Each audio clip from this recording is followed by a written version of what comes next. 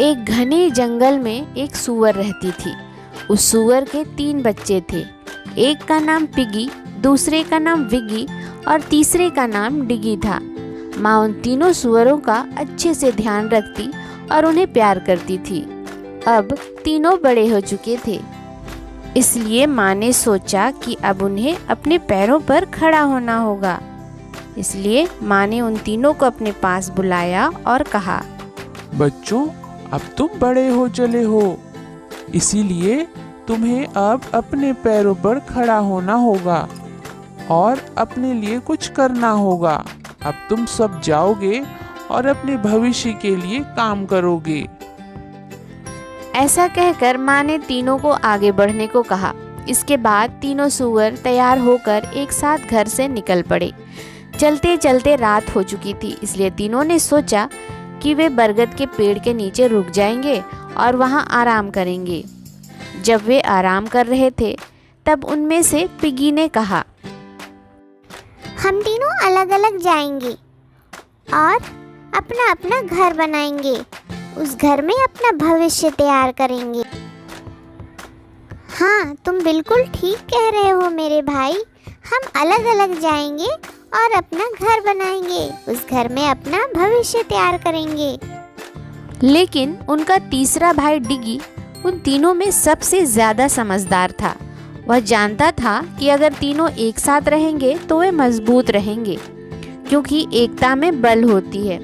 यही बात समझाते हुए उसने अपने दोनों भाइयों से कहा, मेरे भाइयों, अगर हम एक साथ रहेंगे तो ज़्यादा अच्छा होगा। इससे हम मजबूत होंगे और किसी भी परेशानी में एक दूसरे की मदद कर पाएंगे। इसलिए मैं चाहता हूँ कि हम तीनों एक साथ ही रहें। नहीं, हम अलग ही जाएंगे और अलग अलग घर बनाएंगे। ऐसे में डिगी ने फिर से कहा, अच्छा ठीक है, एक काम करते हैं, हम तीनों अपना अपना घर अलग ही बनाएंगे, लेकिन हमारा घर एक दूसरे के पास होगा। उसकी इस बात पर बाकी 2 भाई सहमत हुए। अगले दिन सुबह होते ही तीनों एक अच्छी जगह की तलाश में निकल पड़े। चलते चलते उन्हें एक नदी का किनारा मिला, जहाँ पर एक बड़ा सा मैदान था। उन तीनों ने सोचा कि यह जगह घर बनाने के लिए सबसे अच्छी होगी, क्योंकि यहाँ खाने के लिए खाना तो है ही और पीने के लिए पानी भी मिल जाएगा। इसलिए तीनों ने वहीं घर बनाने का सोचा। तीनों ने अपनी अपनी जमीन चुनी। अब वे तीनों अपना घर बनाने वाले थे। डिग्गी चाहता था कि वह अपना घर भूसा से बनाए, इसलिए वह एक किसान के पास गया और उसके पास से ढेर सारा भूसा खरीद कर ले आया। वहीं दूसरी तरफ विगी लकड़ियों से बना हुआ घर बनाना चाहता था। वह सबसे पहले एक लकड़हारे के पास गया और उसके पास से वह सारी चीज़ें खरीद ली जो लकड़ी के घर बनाने में काम आती है। जैसा कि हम जानते हैं कि डिगी सबसे समझदार था, इसलिए वह सबसे मजबूत घर बनाना चाहता था ताकि वह सालों साल टिका रहे, जो तेज आंधी में भी टिका रहे, जो तूफान में भी टिका रहे। इसी के चलते उसने सीमेंट और ईंटों से बना हुआ घर बनाने का सोचा। यह सब खरीदने के लिए वह एक व्यापारी के पास गया, जिससे कि वह ईंट और सीमेंट खरीद सके। डिग्गी उसके पास गया और ईंट सीमेंट सब खरीद कर ले आया। तीनों ने अपना अपना सामान खरीद लिया था। अब तीनों ने अपना घर बनाना शुरू किया। पिगी का घर बहुत ही जल्दी बन चुका था, क्योंकि भूसे से घर को बनाने के लिए ज़्यादा समय नहीं लगता। घर को पूरा करने के बाद पिगी ने कहा, अरे वाह, मेरा घर तो बहुत ही जल्दी तैयार हो गया। अब मैं घर के अंदर जाकर बड़े आराम से चाय पीऊंगा।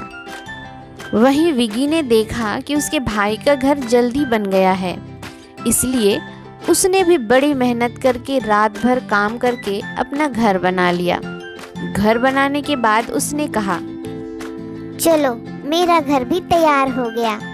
अब मैं जाकर बड़े आराम से सो सकता हूँ। लेकिन डिगी अपना घर मजबूती से बनाना चाहता था। दोनों भाइयों का घर बनकर तैयार हो चुका था, लेकिन डिगी का घर अभी नहीं बना था। वह तो अभी बस घर की नींव ही बना रहा था। अगले दिन उठकर डिगी तुरंत अपने घर बनाने के लिए काम में जुट गया। जब वह घर बना रहा था तब उसके दोनों भाई उसके पास आए और उसका मजाक उड़ाने लगे कि उसने अभी तक अपना घर तैयार नहीं किया है। लेकिन उसने उन दोनों की बातों पर ध्यान नहीं दिया और अपना घर बड़े आराम से बनाने लगा। लगभग 4 दिन लगातार काम करने के बाद उसका घर बनकर तैयार हो गया।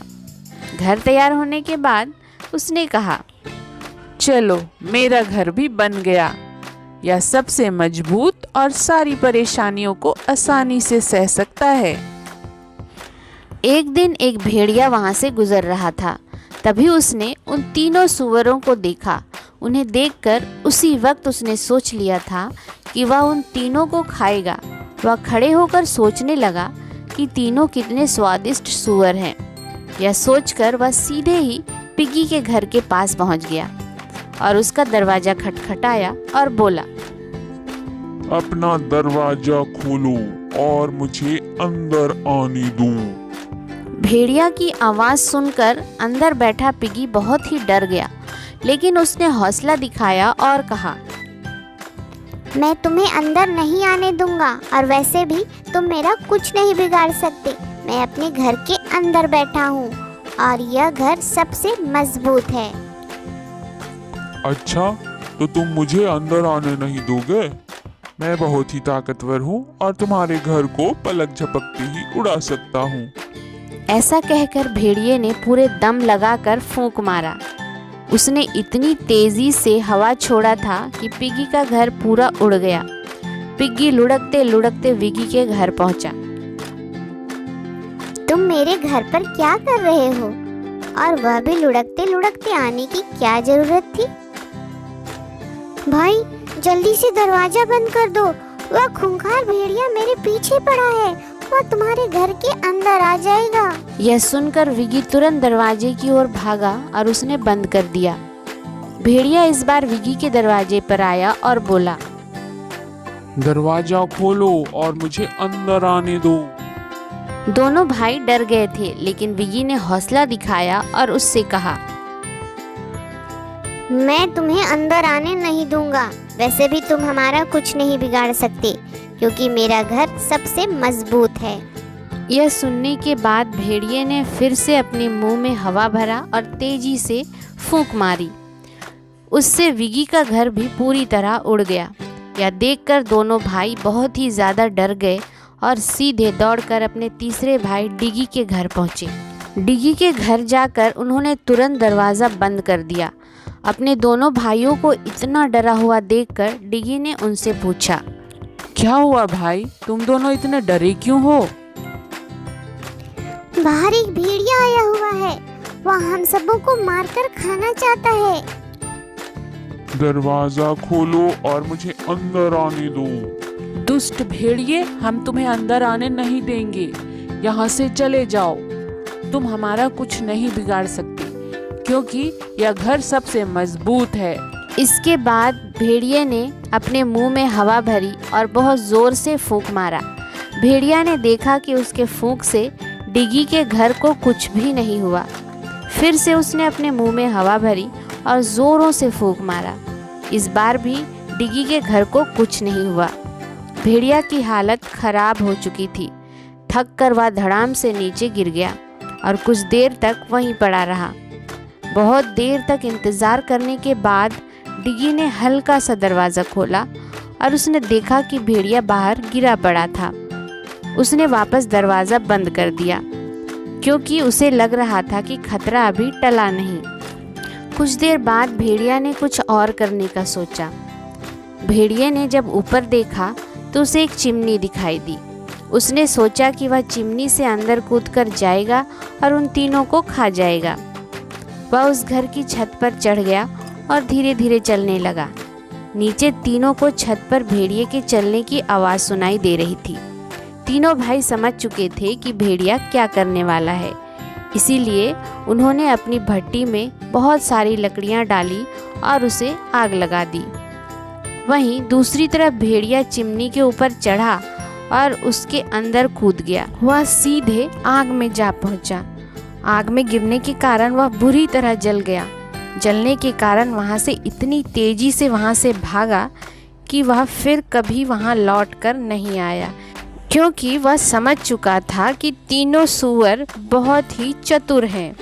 इसके बाद तीनों सुरक्षित होकर वहां बैठ गए और तब तीनों भाइयों को समझ में आया कि एकता में कितना बल होता है। ऐसा हो जाने के बाद तीनों एक साथ खुशी खुशी रहने लगे।